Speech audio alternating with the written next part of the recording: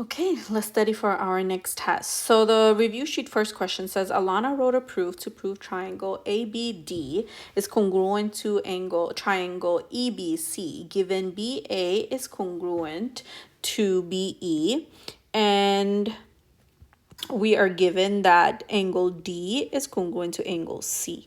Using angle, side, did she do it correctly? So first thing I'm going to take a look is if this person named the triangle correctly. So we have ABD. So we take the congruent segment and we go to the congruent angle. So that means on the other one, that should also be the same. We take the congruent angle and then we should, we take the congruent side and then we go to the angle. So it should be BEC. So instead of EBC, it should be BEC. I mean, for segments, like, yes, you could switch it around, but precisely this name would be better than the one they said because the corresponding sides and the corresponding angles need to match up. So I would use this name situation. Then let's see, we are given the congruent angle, then they use vertical angles. And for vertical angles, they just said vertical angles. But like, what about the vertical angle? Like what about it? So instead of just saying vertical angles, she should have said if two lines intersecting each other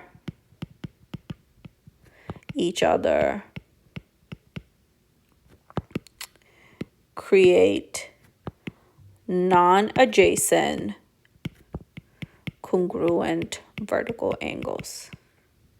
So this would be a better reasoning for this second one that she had mentioned. Instead of this, she should have said this, and then she had the side, and then you could say angle, side. So she wasn't completely wrong, but she wasn't completely right either. It needed to be perfected a little bit. All right, let's see. The next person says, Kenneth says, you can prove the two triangles congruent using HL criteria because they are right triangles. Is he correct? If so, explain and write the proof. If not, explain why he's incorrect. So now, just because something is a right triangle doesn't mean we can use HL. So now in order to use HL, I always have these three criteria. I always say there must be a right angle, which takes us to a right triangle. Then we need to have congruent hypotenuse. And then we need to have one pair of congruent legs. Now for here, we are given angle BAC. Angle BAC is congruent to DCA. Those are our right angles, and all right angles are always congruent. Then we are given that BA is congruent to DC. So BA is congruent to DC. So with just this much information, we have a side and we have an angle. After that, we have a reflexive situation where AC is congruent to AC, but that gives us another side, which is not the hypotenuse. Like, yes, we have the right angle. Yes, we have one. In fact, we have both pair of legs that are congruent. But in here, the hypotenuse is always across from 90 degrees for us, which is BC and AD. Those are not given to us congruent. So no, we do not have enough criteria to write a HL proof. Not enough for HL. However, it can be done, can be proven with side angle, side only. Okay, let's take a look at the next one. Next one, we're given that AB is parallel to BC. AB is parallel to BC, which is impossible. And that one is a typo on my end. So I'm going to change this.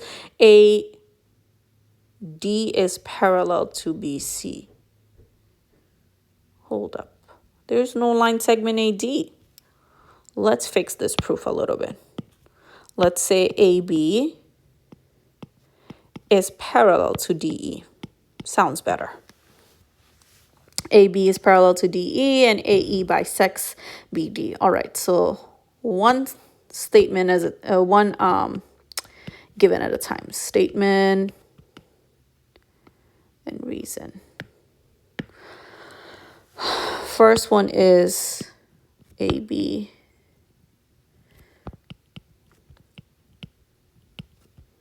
is parallel to DE. Okay. And I'm leaving a little bit of space so I can add the extra thing afterwards. I know if I have parallel lines, I end up creating alternate interior angle. And in this situation, there's two sets because we can use two transversal. Either we use transversal BD, or if we want, we can use transversal AE. So I can say that angle B is congruent to angle D, and I can also say that angle A is congruent to angle E. And that would tell us that if two parallel lines are cut by a transversal,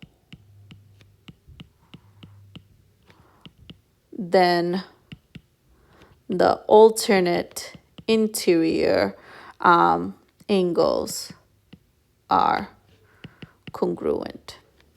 Let me make this a little bit better. Are congruent. Okay, so that's our first given. The second given tells us that AE bisects BD. So that means BD is the only one that gets cut into two congruent parts. So let's see, we are given that AE bisects BD, and then we can say that BC is congruent to CD. We can say that bisector cuts segment into two congruent parts. Now, after this, technically we have enough. Like if you didn't have enough, like I always recommend my student, like if you run out of givens and you don't have enough to prove two triangles, you can jump into saying either vertical angle or reflexive. But for now, we have enough. We have angle, angle, side. We have two angles. We have an angle, angle, and then we have a side. And the next part is very crucial, how we name the triangles. Like if I start with like one congruent angle A, I know congruent to angle A or corresponding to angle A is angle E. So I need to make sure if I start naming the triangle A in one of them, then the other one needs to be starting with E. And after A, if I go to B, which has the two arc for my congruent angle, so that means for the next one, for the other triangle, it needs to be D. And at the end, you wrap up at C, which is the last letter left over. These are the name of the triangle. So we can say that they are congruent by angle, angle, side. And it is very crucial you name the triangles correctly with the corresponding angles, or else like the corresponding sides or the angles do not line up correctly. And then we can say that AC is congruent to CE by using CPCTC, also known as corresponding parts of congruent triangles are congruent. Okay. Let's go. Next one. We are given that AC is congruent to BD. All right, let's write that statement and reason. Statement and reason. So the first one is BD is congruent to AC. Like with this given, there isn't much I can do. There isn't any other conclusion I can derive. So let's move on to the next ones, which we have CB is perpendicular to BD, and then we have BC is perpendicular to AC. That right there creates these 90-degree angles. I can go ahead and say that angle ABD and angle AB. Oh, nope, I named it wrong. I have to say angle ACB, which is this one right here, is congruent to angle CBD, which is this one right here. Are right angles. So we can say that perpendicular lines create right angles. And then step number 3 would be angle ACB is congruent to angle CBD.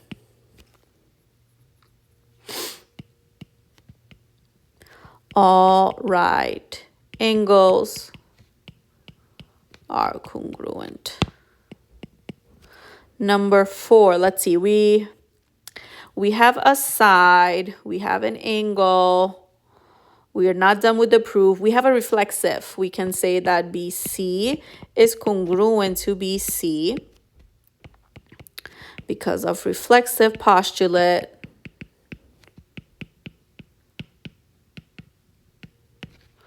And right now we have enough to prove the triangles are congruent.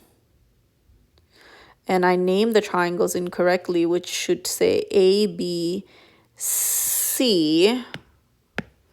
They should be ABC is congruent to DCB.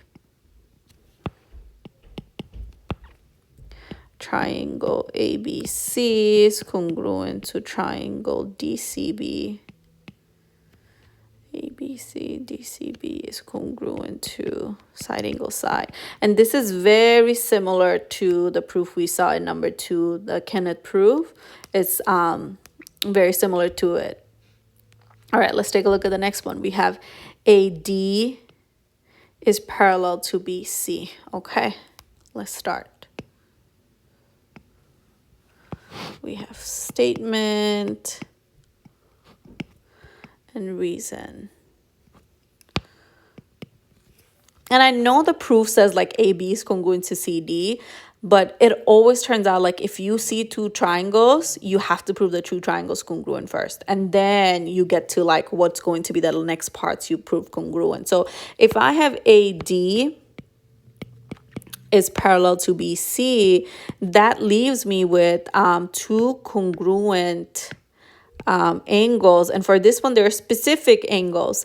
They have to be these ones. It cannot be the one on the top.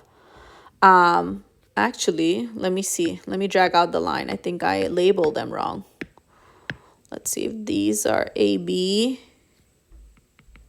Let's say I extend this line. Extend my parallel lines. The only 2 angles that fits inside this shape are the 2 that I wrote down as my congruent. So those are the ones that are going to be our alternate interior angles. The other 2, when we go to label them, they fit outside. So those cannot be the one we use. So let's see. Let me go ahead. Write down my following step. It is that angle ADB is congruent to angle CBD if 2 parallel lines are cut by a transversal, then the alternate interior angles are congruent. Awesome. Then our next given is AD is congruent to BC. AD is congruent to BC. That given is not doing much for us. So we look for either a vertical angle or a reflexive postulate. We have a reflexive postulate. We have BD is congruent to BD, which gives us a side angle side situation. Reflexive postulate. Now, if I go on to name the triangles, triangle, let's see, ADB, triangle. ADB is congruent to triangle ADB, then it needs to be CBD. ADB, yeah, CBD.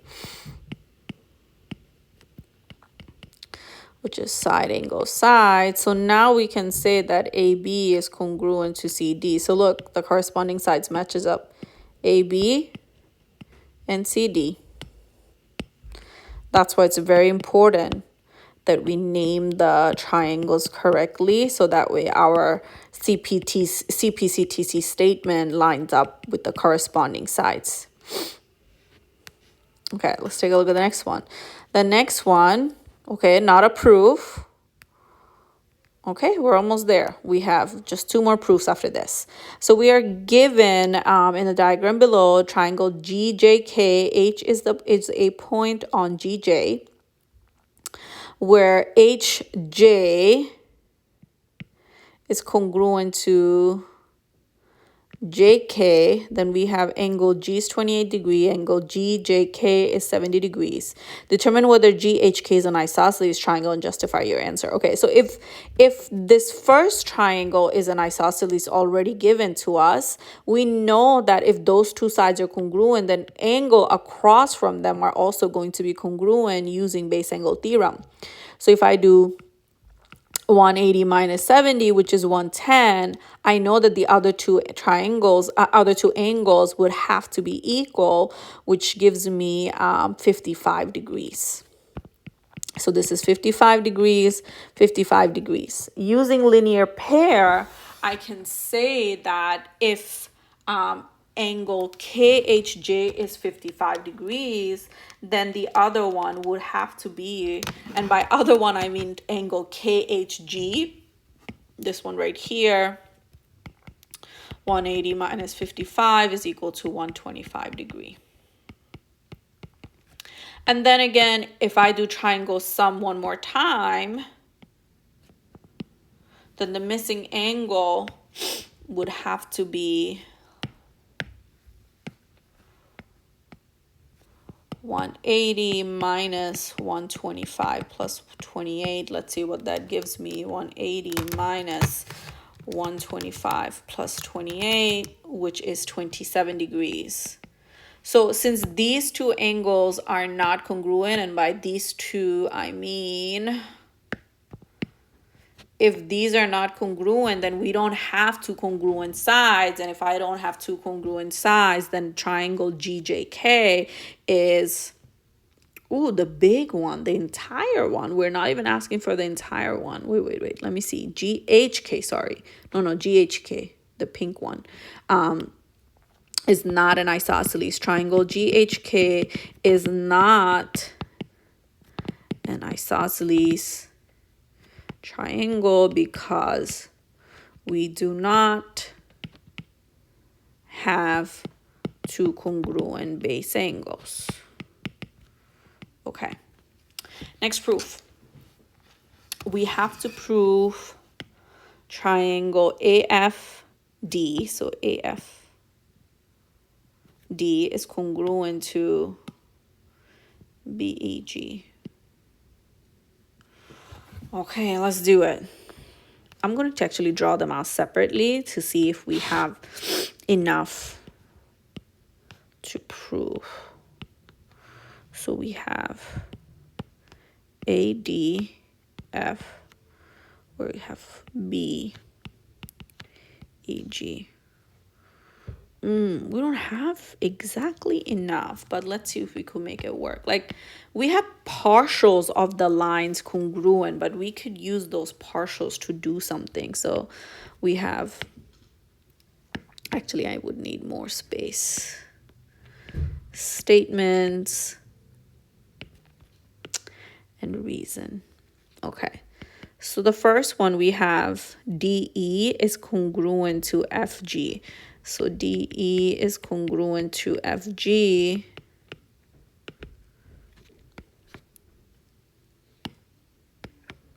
That takes over only this portion is congruent to this portion.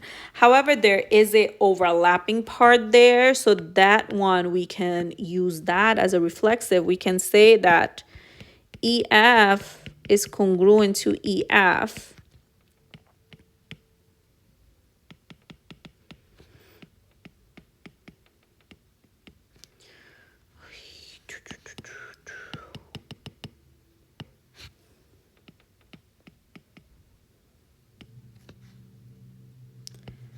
And then we could do DE plus EF, because those two are already congruent, and I'm adding another congruent situation to FG, which is addition postulate.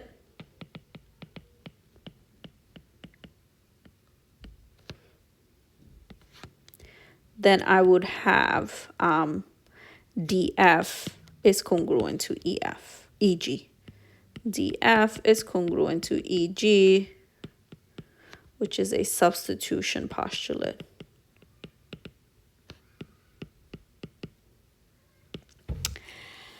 Then I have AC is congruent to, let's see, AC is congruent to CB. So that little portion is not really doing much. However, if I also take, so like AC and BC, but if I also take that EC and FC, sorry, EC and FC, yeah, then it makes us this whole line segment. So that if I add those two up,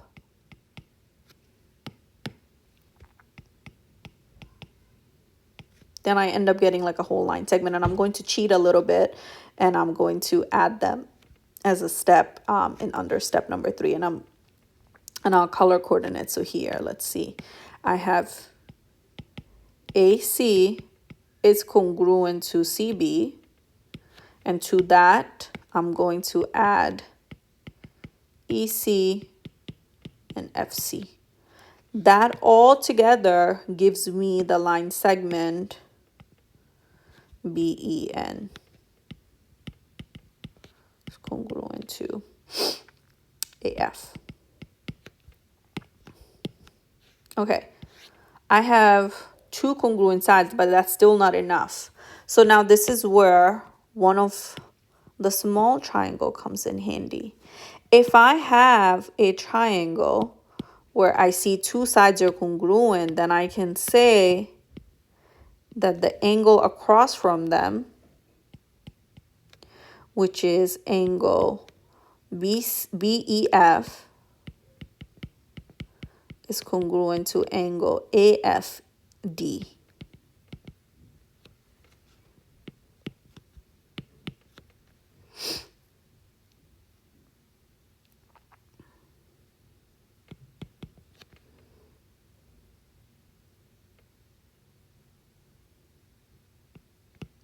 Opposite angles.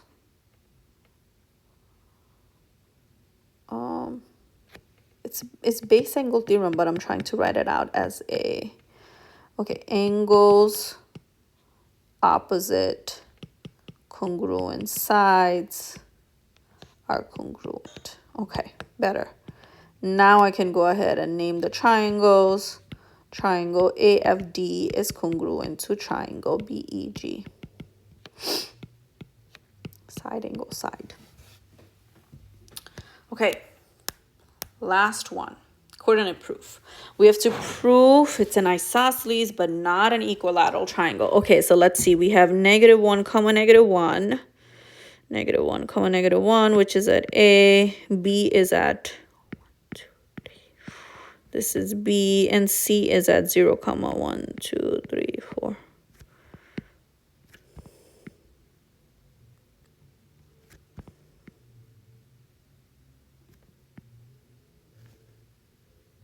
Okay, now in order to prove something is an isosceles or equilateral, we end up using the distance formula. So I'm going to find the distance for all 3 sides. So let's start with AC, distance formula. So for AC, let's see, -1 minus 0 square plus -1 minus 4 square, which gives us -1 square plus -5 square, which is equals to 1 plus 25 is radical 26. We can't simplify that anymore, so I leave it there. Then I have AB.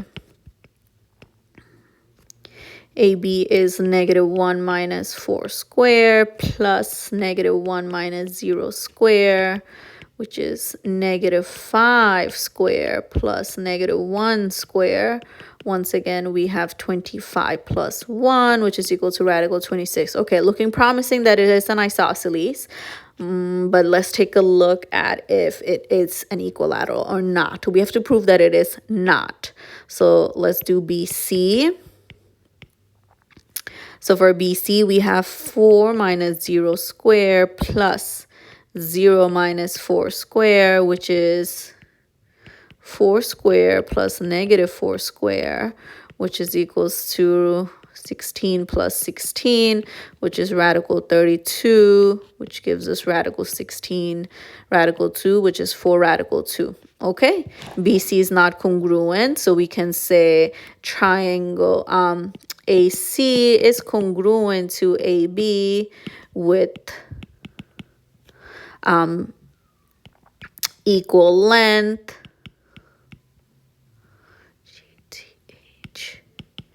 BC is not congruent to AC or AB. Therefore, triangle ABC is an isosceles. It won't fit here. Let me write in the next line. Is an isosceles triangle because it has only 2 congruent sides.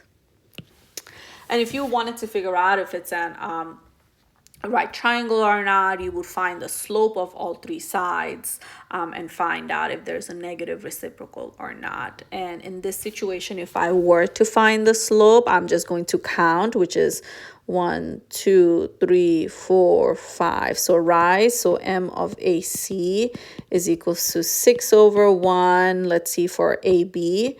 I'm going to use different color for each of them.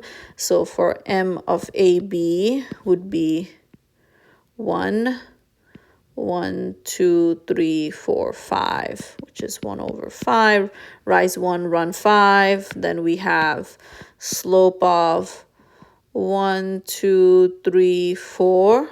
Slope of BC is rise 4, run 1, 2, 3, 4, which is also 4, which is equal to 1. None of these are negative reciprocals, so it's not a right triangle. The question didn't ask for that, but I just wanted to talk about it since that also is something that comes up in the regions if something is a right triangle or not. Oh, wait. It's actually in the bottom portion. I should have read it carefully. I mean, we just explained it. Not a right triangle because none of the sides have a negative reciprocal slope.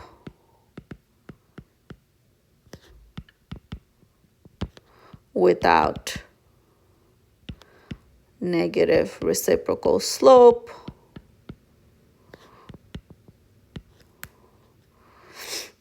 there is no perpendicular lines. And perpendicular lines is what leads to 90-degree angles, which shows us right triangles. Okay, please make sure that you jot down all the notes, and if you have any questions, bring it to class.